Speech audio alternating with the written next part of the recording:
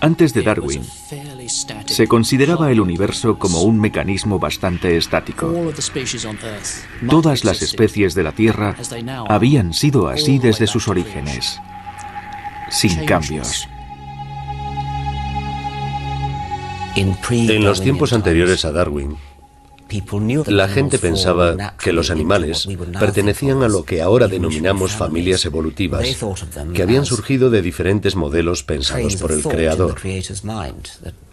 La mente del Creador siguió ciertas pautas para crear mamíferos y luego, a partir de esa idea básica, creó otros animales: primates, roedores, carnívoros y el resto de cosas. Era como una especie de escalera que también ha sido denominada escala natural. Esta gran cadena de seres ordena los organismos de manera lineal, como en una escalera, comenzando por el más simple hasta alcanzar el más complejo, Dios.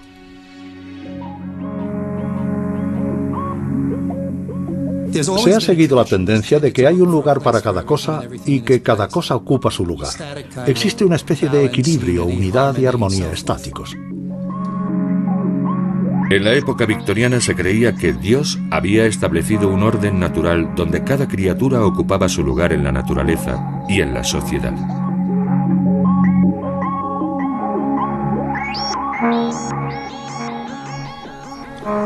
Si queremos entender a los victorianos, pensemos en el himno anglicano, que viene a decir que hay hombres ricos en su castillo y pobres a su puerta.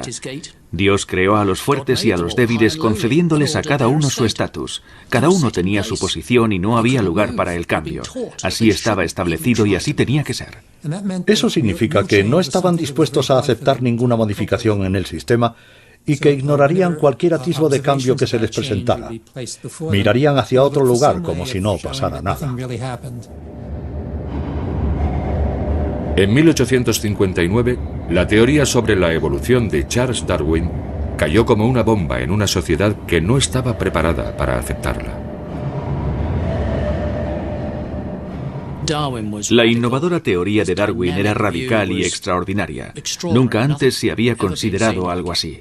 Cambios infinitos que se suceden permanentemente a lo largo del tiempo. Todo se transforma continuamente.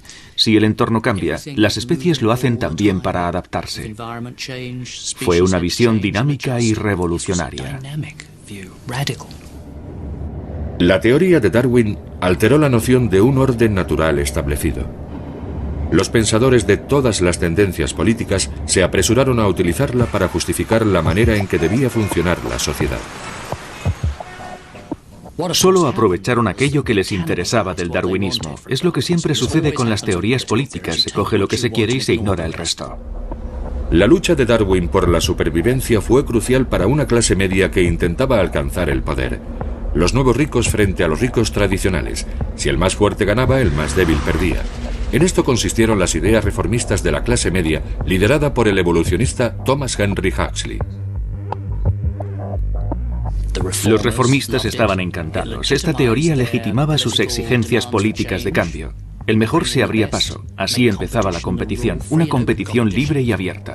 Si existía esa rivalidad en la naturaleza, ¿por qué no también en la sociedad? Evidentemente, a la clase anglicana gobernante todo esto no le gustaba porque amenazaba su situación de privilegio en la sociedad.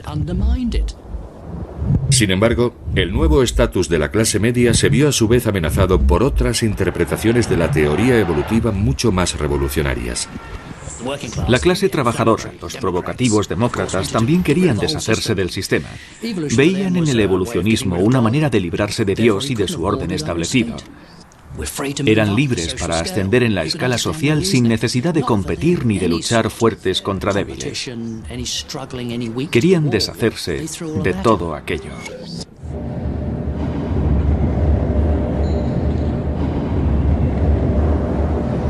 Se produjo entonces una lucha por el poder, y el darwinismo y la clase media fueron los vencedores. Se adoptó entonces la interpretación del darwinismo que proponía Thomas Henry Huxley.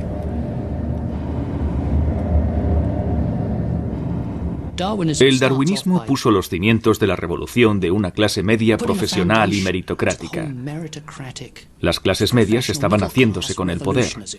Sin embargo, una vez alcanzado, su revolución se detuvo y el resurgimiento de los socialistas en la década de 1880, apoyado por los votos de las clases trabajadoras, trajo consigo una sociedad cooperativa que se encaminaba hacia el nuevo siglo. Huxley utilizó el darwinismo para afirmar que era imposible crear una sociedad armónica y cooperativa porque siempre surgiría la lucha entre clases. Siempre habría demasiadas bocas que alimentar. Y Darwin lo había demostrado.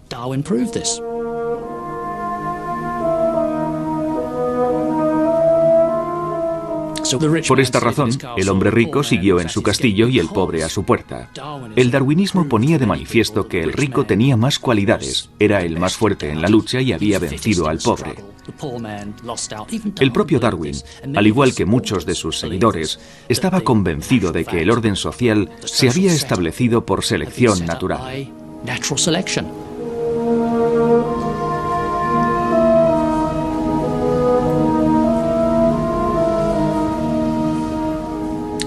Dios había otorgado a cada organismo su lugar, y ahora la selección natural reemplazaba a Dios poniendo a cada cual en su sitio.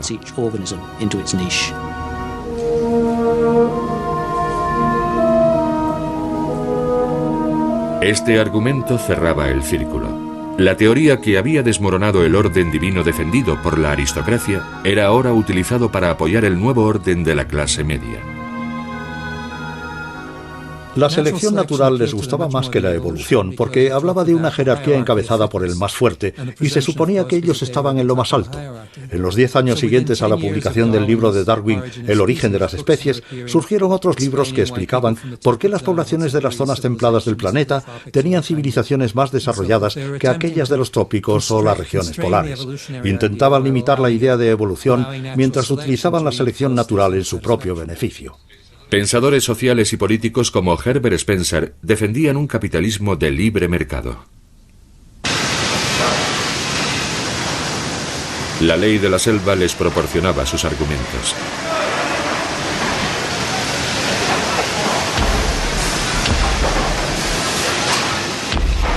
El darwinismo social, como se empezó a llamar, fue adoptado por ricos empresarios para los que la ley del más fuerte era la base científica para una sociedad más poderosa.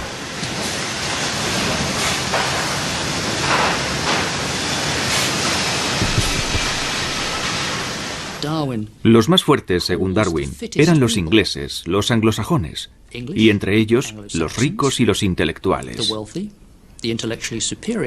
Y los darwinistas, obviamente, pertenecían a esos grupos. Fue un primo de Darwin, Francis Galton, el que propuso que la sociedad debía ir más allá de la simple idea de dejar que la naturaleza eliminara al más débil. Afirmaba que se podían identificar los fallos y ayudar a la naturaleza a eliminarlos. El trabajo de Galton, el genio heredado, estableció que gente importante engendraba gente importante, y para explicar este concepto no utilizó la selección natural de Darwin. Este trabajo supuso el origen de la eugenesia y del movimiento eugenista del siglo XX, que tuvo su máxima relevancia en Inglaterra, Estados Unidos y por supuesto en Alemania.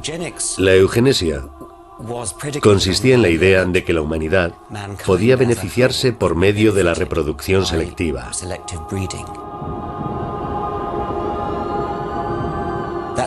Es la misma teoría utilizada para crear, por ejemplo, vacas que den más leche y caballos de carreras más veloces.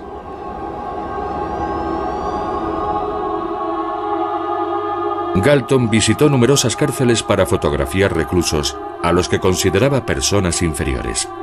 Esperaba detectar características comunes en todos ellos que sirvieran para identificarlos e impedir después su reproducción.